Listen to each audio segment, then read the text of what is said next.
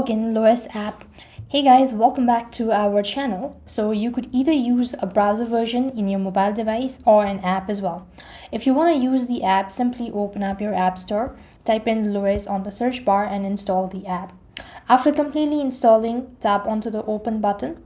First thing, it's going to ask you to enable the location or enter in a city or a state zip code. Once done, you will then be taken to the very home page.